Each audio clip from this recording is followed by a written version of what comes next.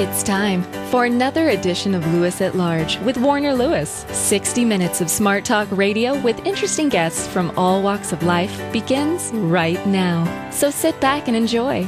And now, from the flight deck, here's your host, Warner Lewis.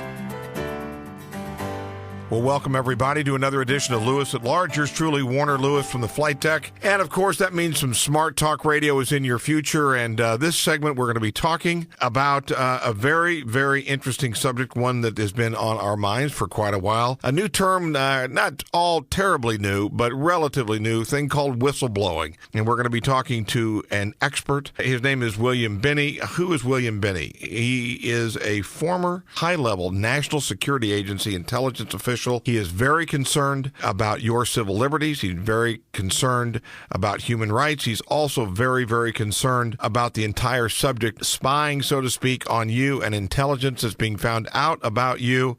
He is heading up a very interesting organization called Exposed Facts.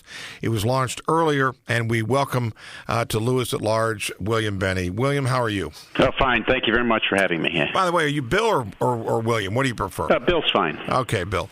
Let's do this. Let's do a little bit better setup than that for our Lewis at Large listeners, and share with us, if you would, your background in intelligence and what led you to the National Security Agency. Well, initially I got into the National Security Agency through the Army. I basically came out of school, and they were going to take me in the Army, so I thought I'd volunteer. So when they did aptitude testing, you know, like they do in the Army, you get a whole battery of aptitude tests. They say, you really have an aptitude for this particular area of analysis, and they said, we think you belong in intelligence, so they put me in intelligence. And from there, I went into, I was deployed to Turkey, and I was there for a while, for a year and a half, and then I came back to NSA because in the intelligence it was the signals intelligence, so that was affiliated with NSA. So they shipped me back to serve over here the last part of my tour at NSA, and from there I converted as a civilian. So, basically, I was looking at the Soviet Union, the Warsaw Pact, you know, the big evil empire, and doing analysis of codes and ciphers and data systems and things like that against that particular set of targets. What I'm very curious, in your career in the intelligence agency and just in your entire career of service, did your attitude towards those agencies and their missions and the work they were doing change dramatically? It did in at least one aspect, and that was when NSA, whose charter has been to do foreign intelligence, not domestic intelligence, and when they started after 9/11 to focus on compiling information on every citizen in the United States, that's when I basically parted company with them, because that was not the charter, and that's not the function of a democracy to spy on its population. After all, it's one of the founders. The whole principle of the founding of this country was based on the people should know what the government's doing. The government should not know what the people are doing. That is, you have the freedom and rights to be free in your association and your private life and all of your activities. So when the government started looking at people as opposed to having people look at government, that was a total change in the foundation, what the founders of our country set up here to begin with. I mean, even Ronald Reagan, when he said, when he was president, he said, we are a country with a government. Well, over that period of time, since then, we've evolved to be a government with a country. You were long a critic of President Bush, the administration, and ultimately your home was raided, I believe, by the FBI, but 5 to 7 years ago or so. Tell us a little bit about all that. Yeah, they raided us in 26th of July of 2007. And it was because we were working internally in the government, going to the intelligence committees and other members of Congress and the inspector generals of the Department of Defense and Department of Justice, trying to get them to follow the Constitution and basically live up to their oath of office and defend it and stop these procedures of domestic spying. So that was why the FBI was sent at us, because we became too noticed in government, and they wanted to get rid of us that way and shut us up. So they sent the FBI at us, and then they sent the DOJ at us to try to trump up charges against us. They fabricated evidence and tried to indict us 3 separate times. And in each case, though, we had being good intelligence officers, we were backed up and had all the evidence ourselves, and so we had, in effect, we had the evidence of malicious prosecution on the part of the Department of Justice, and so they dropped all those charges against us, but they kept trying with Tom Drake. They kept trying to prosecute him, again with fabricated evidence. They falsified evidence, but they got caught in court. That's why their whole case fell apart.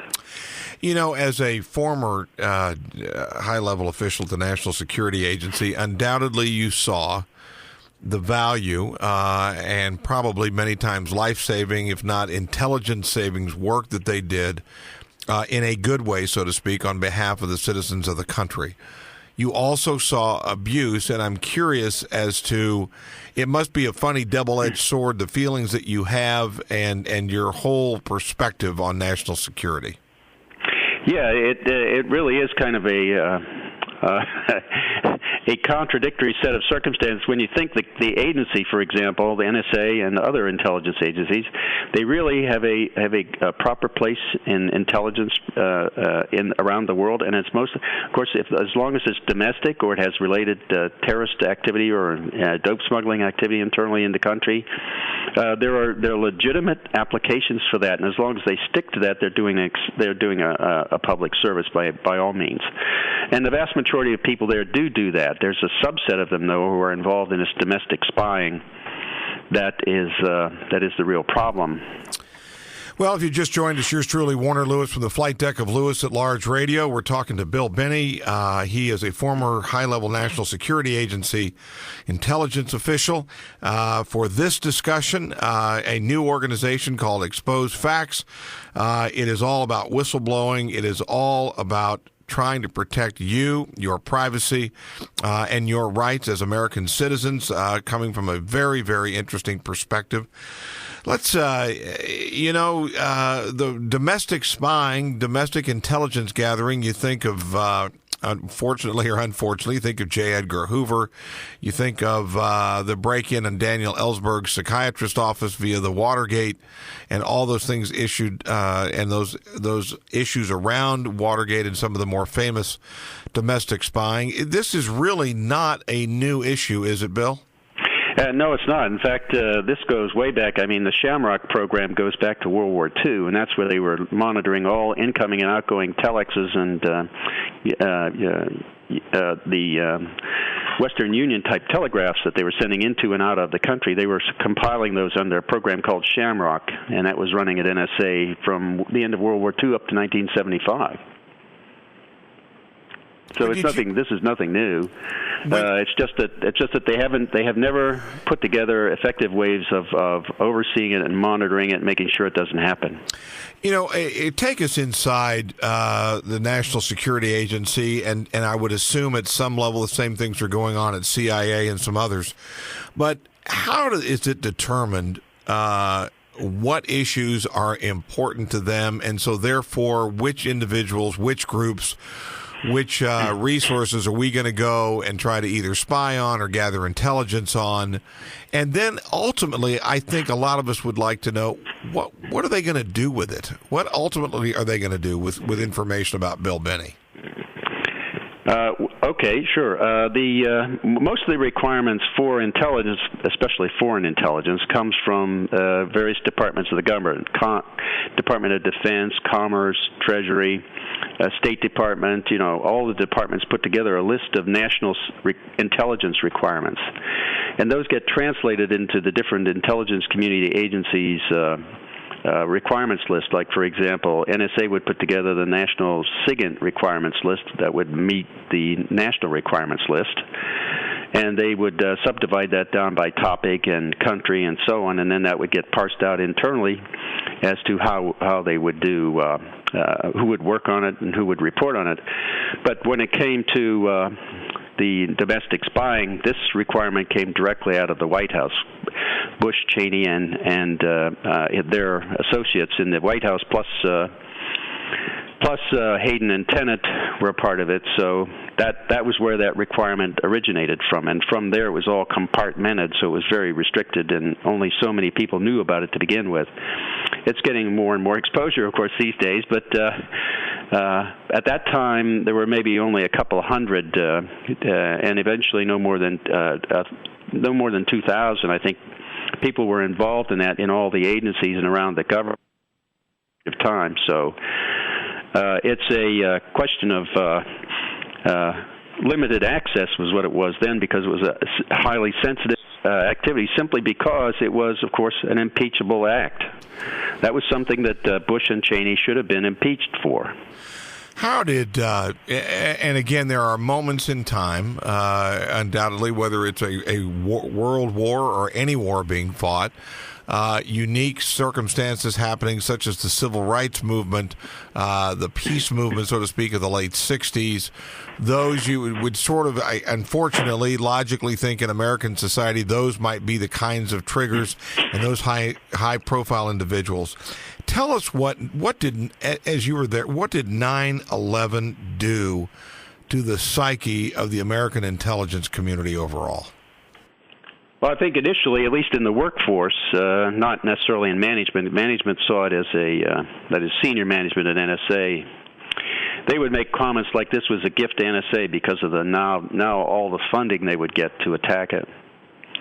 They looked at it as a gift, whereas the workforce looked at it as absolute failure. They were completely depressed, I know, and it was really depressing to have failed on such a scale.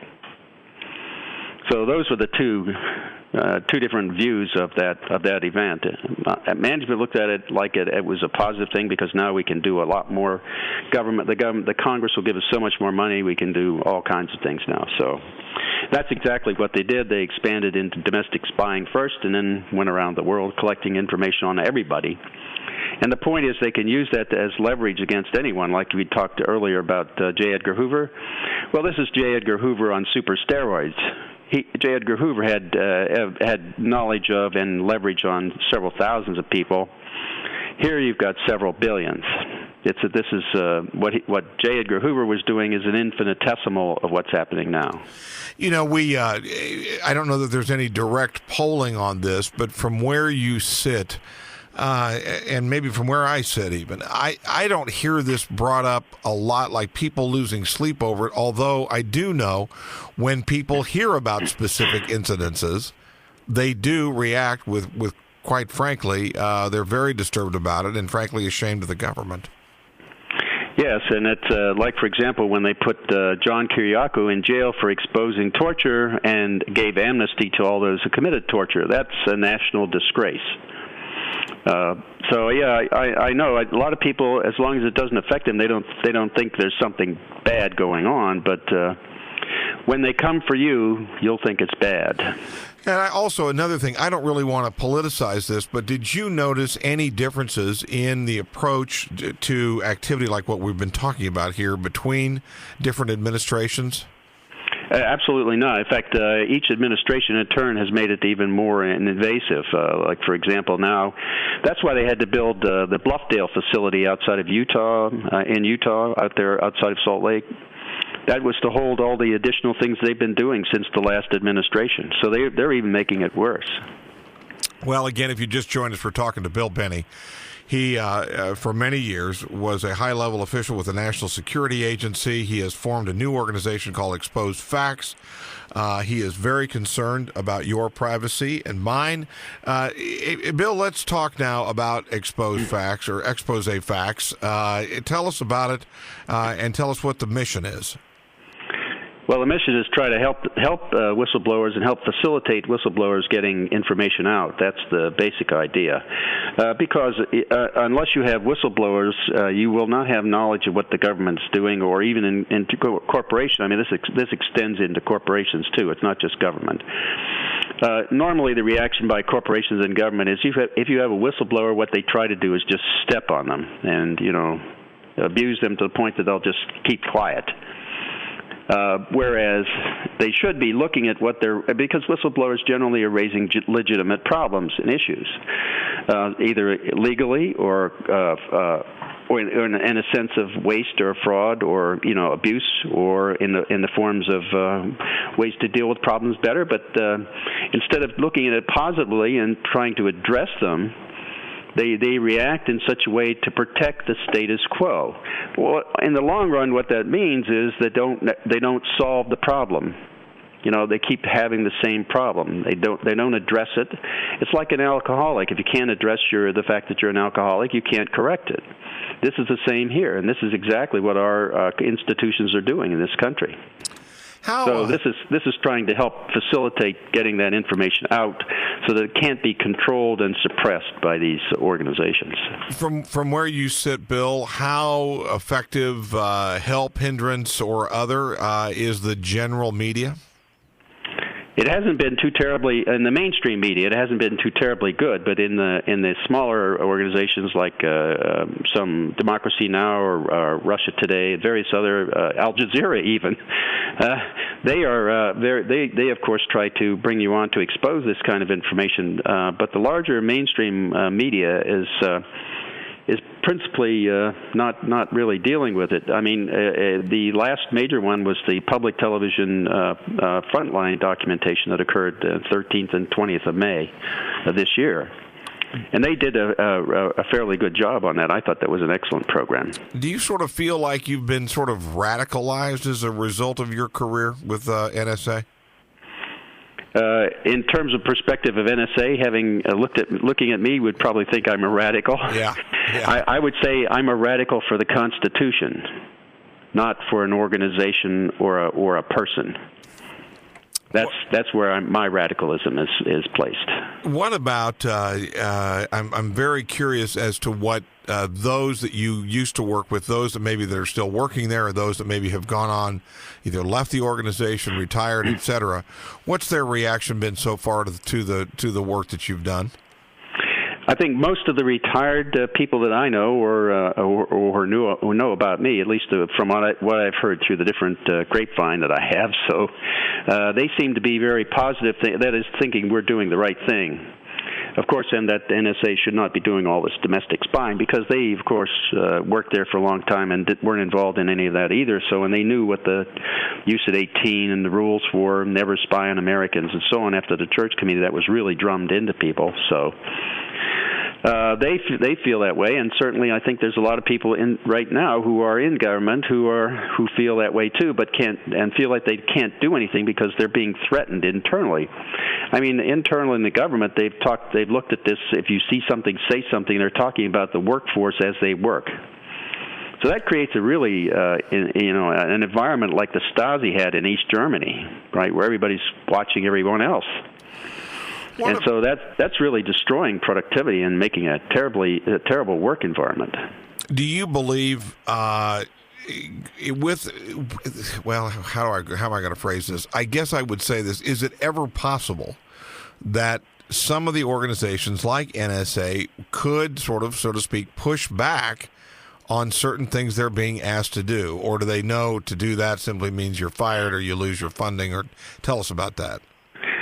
Well, I think they have a tendency to, at least the management has a tendency to want to follow orders, like for the president. Like when President Bush asked them wrote an order to do this, I think they just saluted and said, okay, let's do it. The president's orders must be legal. Let's do it.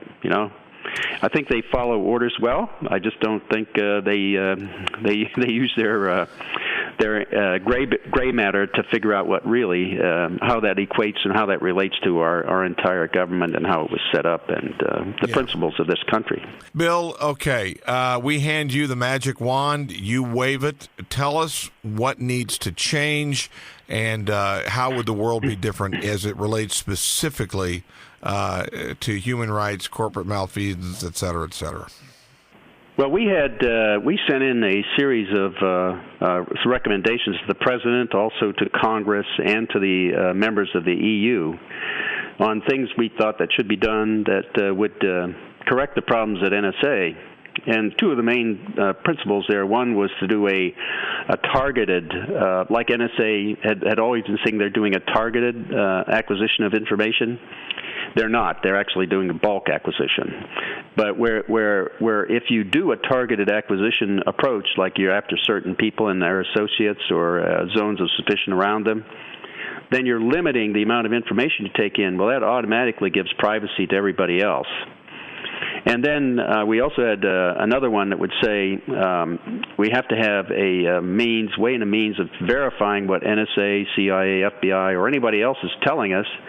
And so that requires a separate technical group that was responsible to all of Congress or all of the courts to be able and have all the clearances to be able to go into NSA, sit at any terminal, look at any system, investigate any database, watch and look at all the programs they have, what they're using, to verify that what they're doing and what they say they're doing is really true.